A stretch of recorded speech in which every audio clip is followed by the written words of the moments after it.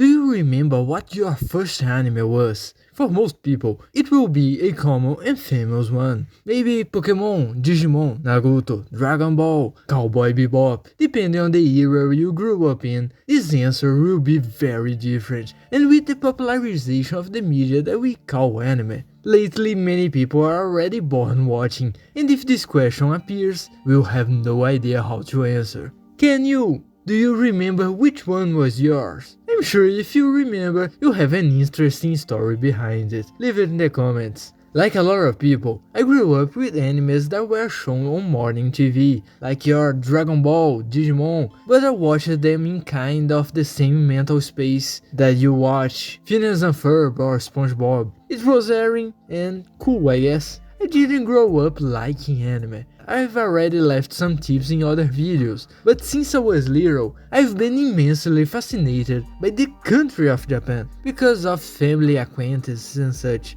I couldn't care less about anime. My thing was to be amazed seeing pictures of Tokyo Tower, Fuji, Fushiminagi, Shibuya, the Hachiko statue, Nakasendo Trail, and knowing that all of this literally exists was more than enough for me. But the more I learned about the country, Akihabara, what a crazy place, more anime and manga became relevant to my view, and inevitably I started to like them a lot. So I kind of made the opposite way from many out there, who started to like the country because they like anime.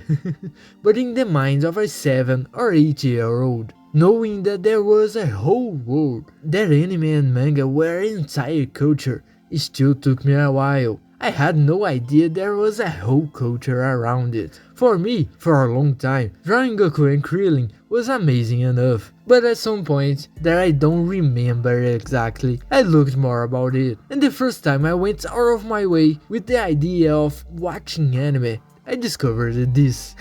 I went from this to this. Says a lot about society. This is Luckstar, my first anime. If you want to be boring, it was Dragon Ball, but you already understood what I meant.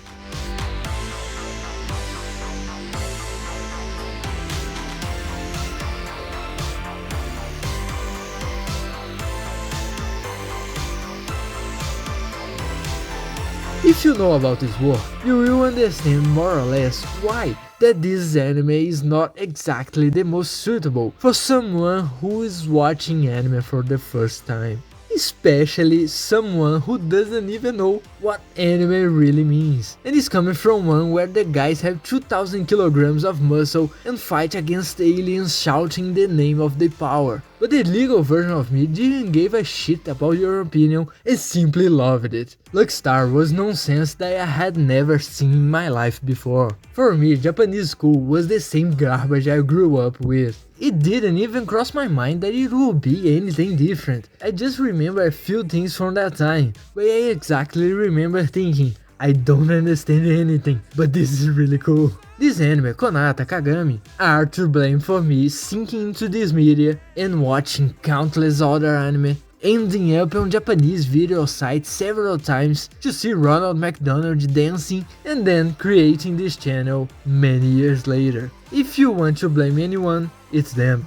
If you are someone who's been watching my videos for a while, you can already tell that I really enjoy slice of life and simple animes that talk about simple things. This taste of mine probably started here and I honestly didn't even remember. Luckstar is fantastic. It's a perfect anime for anyone who likes anime, and otaku anime for those who are otaku. I just love these characters and I never watched it again. Yeah, I have a big problem that I don't like a single bit of watching a work more than once. It's my own thing, unless it's really necessary to make a video or something. If it's just to enjoy the story again, I literally can't watch the work a second time, knowing what will happen again, no longer having that idea of new. It's my soul and I simply can't enjoy anymore.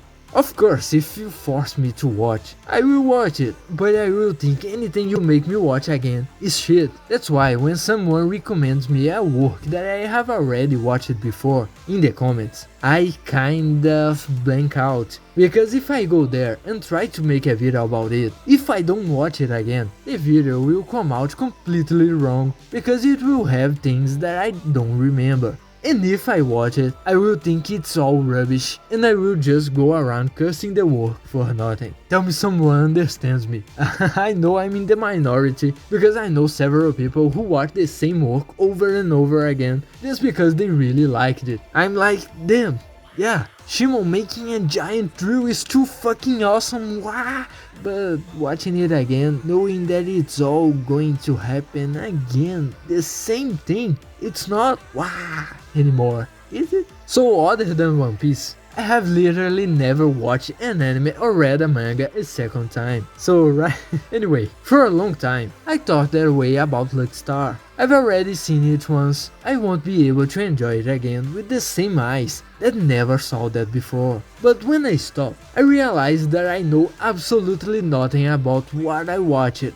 Nowadays, so much time later, I only remember all the lore surrounding the work. I know what it talks about, I know the role it plays in the anime community, its personalities, its environment and such, because I've been in this community for so long and really love researching more about this kind of thing whenever I can. But I basically don't know anything about what goes on in the anime itself anymore, apart from the fact that Akira is best girl. So if I watch it again, it's like I'm watching it for the first time, right? Then I had a big idea. Everyone says Lucky Star is great, a very good anime for the time. An anime that reflects the culture of the mid-2000s, and that nowadays isn't that great. So I was curious what it would be like to watch Lucky Star from today's perspective and see if it's still a good anime, and also, as it was my literal first anime, what will my experience be like watching it once again, now many years later? Will I destroy all the good memories I have left? Well, let's experience my first contact with this world once again. Come with me and let's teleport to 2007 for this few minutes.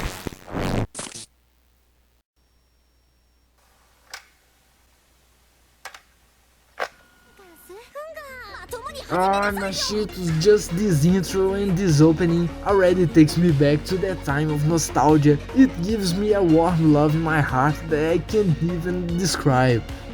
I will be able to survive this explosion of emotions. I will. Let's go.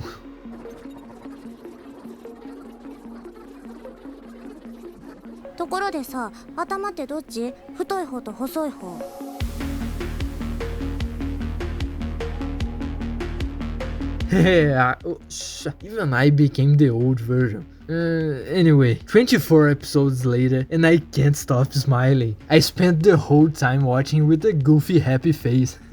So good. Akira is really the best girl, there's no way. Bakuroi, who I didn't even remember existed, won my Kokoro, but it's a little surreal watching this now. At the same time that it feels like I'm watching something recent, it feels like something from many years ago. I don't know if it's because of the nostalgia I had for watching it at the time, or if someone watching it for the first time today will think the same. And it's really crazy to really understand what's going on, unlike Mini Pine several years ago, who didn't even understand what otaku was. Of course the experience will be very different, and it's also clear that with so many references, to this day, many I don't have any idea what they are, but that really, it doesn't matter. The work exists outside of references and makes a perfect slice of life that leaves you calm and happy. I can understand now how someone like me could have loved this work without understanding anything. It's a story that has the power to make you forget everything and just enjoy, whatever your personality type is. But I'm not going to lie, the Lucky Star is really a series that is made for those who like that culture in general.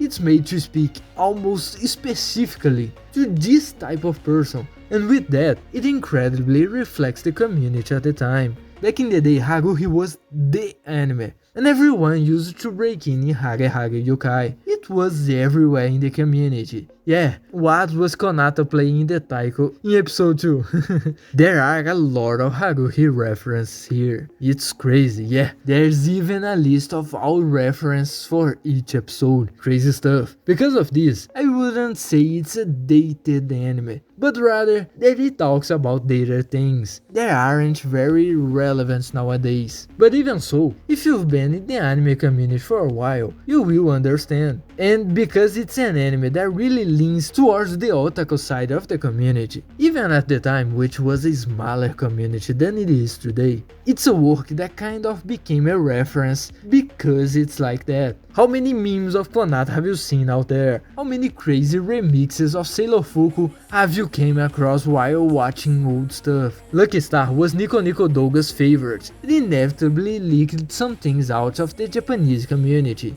I think all Lucky Star memes have gone through that cycle of they were cool, became too cringe, and now they are cool again. The truth is that before Ryan Gosling, Konata was the first She's Just Me for real. An anime that talked about things that those who participated in the community at the time talked about. Konata makes a reference to Haruhi. If you enjoyed this kind of thing at the time, in your daily life at school, with your friends, you also made references to Haruhi. So it became a sweet work that, especially if you were Japanese and liked that kind of thing, kind of portrayed mundane things in life that you see every day in a cool and light way, with very good characters who you can't help but love. If you liked RPGs, enjoyed reading light novels, visual novels, any kind of thing like that, you were welcomed here. And that's why, for taking something from the community and turning it into an anime for the same community, Lucky Star became the face of everyone who liked the anime at the time. Even though that wasn't my case, if you were a fan of Japanese media back in the 2000s, Lucky Star was basically a requirement that you had to watch. You were only otaku if you have already watched it. But these days, should you watch it? Of course, but it really depends. Because if you don't have all the knowledge of anime, manga, light novels and such from this time, you will be like Mini-Me watching this for the first time, without seeing any sense in anything, watching each episode without understanding a single iota of what's going on. But we have already seen here that it's clear that this doesn't mean you won't like it, because removing all the layers of otaku references, along with portraying Japanese culture well, Lucky Star has a perfect slice of life base, and it turns out that talking about otaku things is just another gimmick on top of the topic. Just like K-On! Talks about music, Eurocamp talks about camping and such. So if you like this type of theme, go for it without fear, because the interactions between them are some of the best that has ever existed. And even though the episodes are very episodic, you can see a lot of the personalities of each of them. It's a lot of fun. You don't need to invest a lot of time to watch, because if you want, just put a random episode there and watch it, and you will understand all the same. It's certainly a work that can stand up without all that facade of memes and references. Incredibly, its animation, even today, is sensational. An anime from around the 2010s that doesn't suffer from the curse, and on the contrary, does look like it could be made today. It's so cool and it's really beautiful. Combine that and the characters, who are basically all very cool. You couldn't ask for anything better, only if there was a drift episode.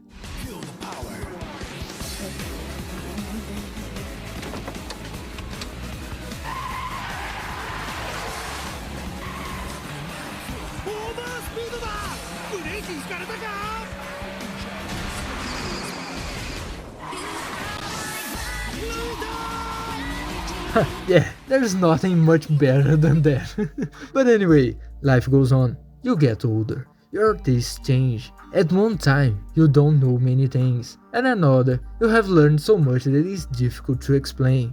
And every now and then, a strange and melancholic type of nostalgia hits with a simple question. Since then, who exactly have you become? What would have happened in your life if you had done something different? Or a different choice? What if you had never seen your first anime? Who exactly would you be? Honestly, I was a little afraid of making this video and watching this anime again. I always had a good memory of all of this, of exploring a part of what I always liked, which was Japan, that until then I had never seen before. Discovering that anime existed was like the whole world had opened up in front of me. I was a little afraid of reliving this and coming across something that wasn't what I remembered, something that I spent more than years thinking it was, and that in the end, maybe it wasn't, of ruining a good memory that I had. One of the few in that part of my life, of coming to talk to my friends on the school stairs and trying to explain that a cartoon that the girls talk about normal stuff at school was nice. That it had this sensational opening that I downloaded on my little Nokia after a lot of trouble and no one understanding, thinking I was going crazy. But now, I'm at peace with having made this choice. At the time, I had no basis in anime, manga, or anything like that, just Japanese culture, within the limits of a child, of course. And even so, I created an idea of good times watching Lucky Star. And even though I was a little afraid of ruining my rose-colored glasses, of a time when my life was simpler and I didn't have much to worry about, I'm happy that this anime is really everything that I thought and felt since the time I watched it for the first time. Even though I forgot exactly what I watched throughout my life. Over the years, because of Lucky Star, I've watched so many things, so many sensational and remarkable stories, and some really bad as well. Anime has changed my life completely. Inevitably, they gave me a lot of bad times, but I am also grateful for many good moments. It was one of my escape valves on those days when anxiety seemed to strangle. A friend who I always knew would be there by my side and who wouldn't disappoint me. And now, giving me this opportunity to be able to make these videos and have the possibility of exchanging ideas with all of you and being able to talk about things that I like freely, something that I never had much of a chance to do before. And I'm very grateful to be able to share all of this culture that I loved so much since I was a gnome, even if barely because of my accent, to someone who can listen what I have to say. Thank you so much for being here.